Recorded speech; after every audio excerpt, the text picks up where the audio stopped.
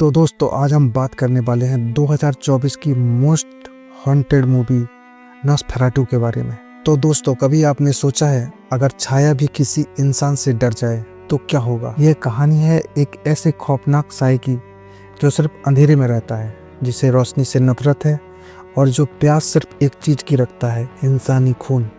यह कहानी शुरू होती है एक शहर में जहाँ एक नौजवान थॉमस उसकी हसीन बीबी एलन रहते हैं। जिंदगी एकदम शांत चल रही होती है जब एक दिन थॉमस का मालिक उससे एक अजीबोगरीब काम के लिए भेजता है, एक नए ग्राहक से मिलने के लिए जो कहीं दूर एक वीराने किले में रहता है।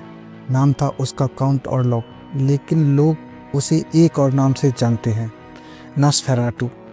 थॉमस जब उस किले में पहुंचता है तो हर चीज़ अजीब लगती है। हवाएं बेजान थीं, दरवाजे खुद ब खुद खुल रहे थे और चांदनी रात में एक लंबी परछाई चुपके से हिल रही थी। और फिर दरवाज़ा धीरे से खुलता है और एक काली सी शक्ल सामने आती है, नॉस्फेराटू।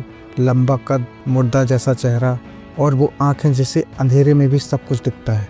रात होती है, थॉमस अपने कमरे में सोता है लेकिन महसूस करता है कि कोई उसके करीब आ रहा है। अचानक दरवाज़ा खुलता है और नॉस्फेराटू उसके बिस्तर के पास खड़ा होता है। उसकी लंबी मकड़ी जैसी उंगलियां धीरे से थॉमस के गले तक आती हैं और फिर एकदम घोर अंधेरा। थॉमस बेहोश हो जाता है और जब होश आता है तो देखने को मिलता है नॉस्फेराटू एक बदनाम जहाज में सवार हो चुका है, अपने साथ सिर्फ मौत का साया लेकर एलन की तरफ बढ़ रहा है। एलन जो रोज सपने में एक अजीब से चेहरे को देखती थी, अब समझ चुकी थी कि उसका सपना सच होने वाला है। वो समझ गई थी कि अगर नॉस्फेराटू को रोका नहीं गया तो सिर्फ थॉमस ही नहीं, पूरा शहर ही लाश का ढेर बन जाएगा। लेकिन नॉस्फेराटू को हराया कैसे जाए। यह एक ऐसी बला है जो सिर्फ मौत लाती है, पर हर शैतान की एक कमजोरी होती है। एलन ने जान लिया था कि नॉस्फेराटू का सबसे बड़ा दुश्मन है सूरज की पहली किरण।